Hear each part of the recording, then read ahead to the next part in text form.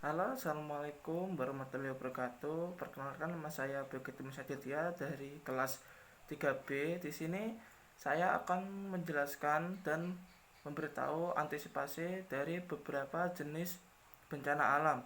Yang pertama yaitu letusan gunung berapi. Letusan gunung berapi ini itu terjadi karena gejala vulkanisme.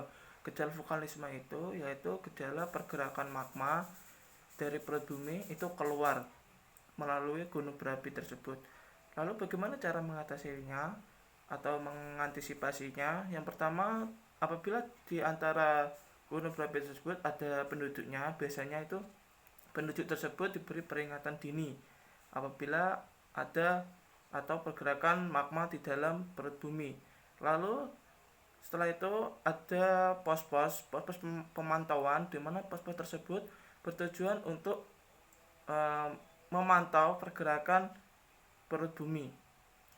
Biasanya apabila gunung berapi meletus itu terjadi pasti ada gempa. Nah, gempa tersebut itu seperti gempa bumi itu seperti gejala pelepasan energi berupa gelombang yang menjalar ke permukaan bumi akibat adanya gangguan di kerak bumi.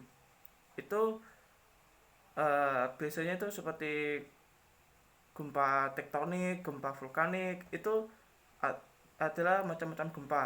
Lalu bagaimana cara usaha untuk mengurangi bahayanya? Yang pertama itu mengetahui secara teliti jalan-jalan keluar masuk ke dalam keadaan tersebut. Biasanya itu gempa bumi itu seperti datang tak diundang, pulang tak diantar. Gimana enggak? Bayangkan aja kalau kita lagi jalan-jalan itu tiba-tiba gempa. Itu gempa itu sesuatu yang tidak dapat diprediksi. Lalu apabila gempa dan berada di laut, itu pasti terjadinya tsunami. Tsunami itu bisa terjadi karena gempa atau gerakan bumi di dalam laut. Biasanya itu selain gempa bumi dalam laut, itu karena ada meteor jatuh juga bisa terjadi tsunami. Terus cara mengatasinya gimana? Untuk mengatasi tsunami tersebut, itu biasanya itu di pinggir laut ditanami hutan bakau.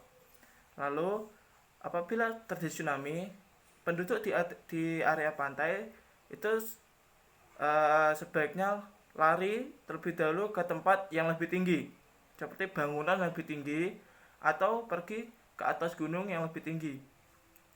Lalu apabila memungkinkan, segeralah evakuasi ke tempat evakuasi.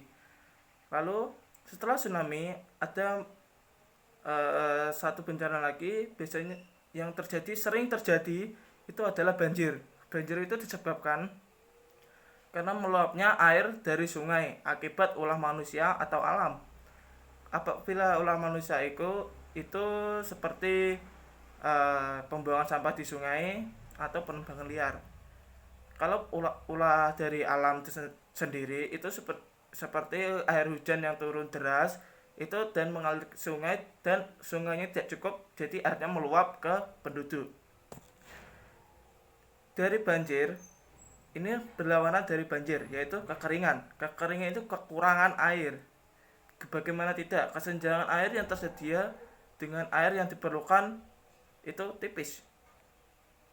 Lalu antisipasinya gimana? Ya gampang, reboisasi, terus membuat penampungan air seperti dam untuk mengantisipasi kekeringan.